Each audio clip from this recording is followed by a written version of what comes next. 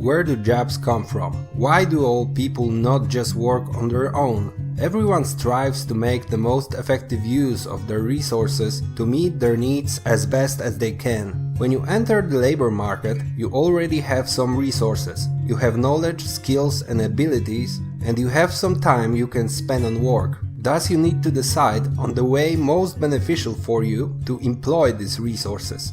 There are two options here, working for a company or starting one. Your potential earnings should help you decide on that. Will you earn more by working on your own than by getting a job? Let us take an example. Jack is a physical worker. He can either operate a construction machine or use his own physical strength to get the job done. Jack knows that the best career path for him is doing physical work.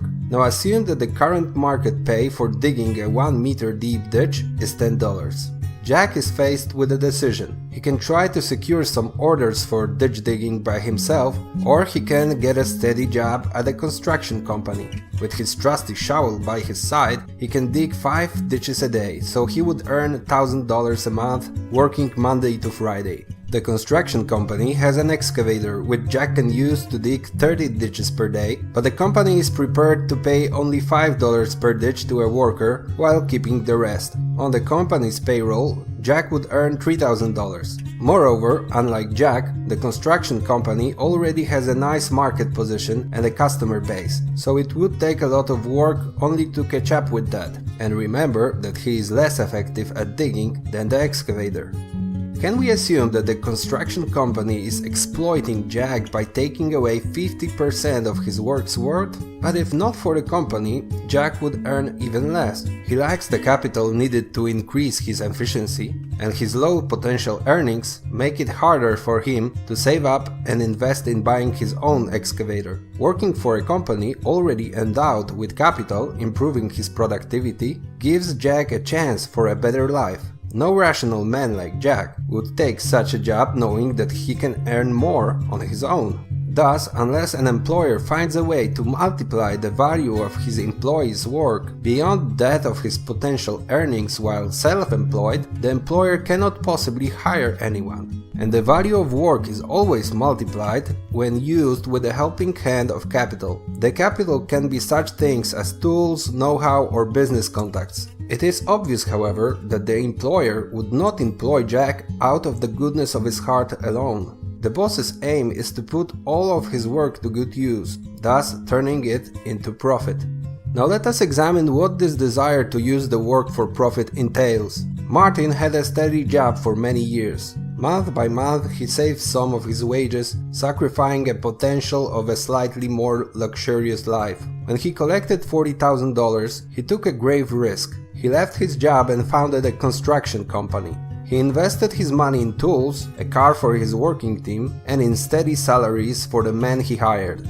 First, he took small orders and his savings dwindled while his men were getting paid. Initially, he earned less than in his regular job, but with every satisfied client, he got more orders, and after some time, he even started seeing some profits. He continued to consume less than he earned and was thus able to reinvest his money into his business by training his employees and buying better tools for them. After a few years, he had a good market position and decided that it was time to expand. He took another risk, loaning money to buy heavy construction equipment, including the very excavator which later got Jack a job. Notice how Martin did not get it all for free. At first, for many years, he had to abstain from consumption and thus save money. Then he took a great risk and left his comfortable and steady job to start a business. Were he to fail, he would not only lose his entire savings, but his job as well.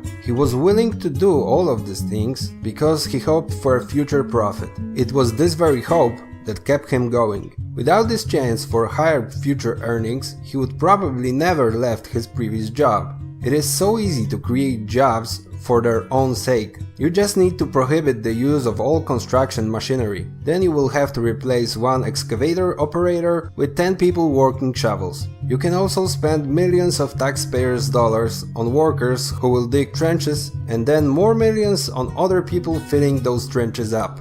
But it's evident that this is a pure waste of resources that could otherwise be put to a good use. All work is futile unless it adds value. We have already discussed in our video that which is seen and that which is not seen, how the government is incapable of creating new jobs. It can only shuffle them around. Roughly speaking, for every job created by the government, we lose a potential job in the private sector. And those jobs supposedly created by the government often add no value whatsoever to society. One convincing example is excessive bureaucracy. So what can government do to actually create more jobs? If what creates jobs is hope for higher future profits, then the government needs only to abstain from interfering with employment of accumulated capital and with profit realization. The government should refrain from taxing high profits, not to discourage profitable activities of entrepreneurs. And also it should stop pulling away accumulated capital from most productive uses. The government should also stop making it more expensive for entrepreneurs to hire people. If a workplace costs more money than it brings, then it will not be created. It is also important for the government not to cause inflation by interfering with interest rates, as it discourages savings. All in all, the best thing the government can do for the labor market is to step aside and allow the entrepreneurs to act.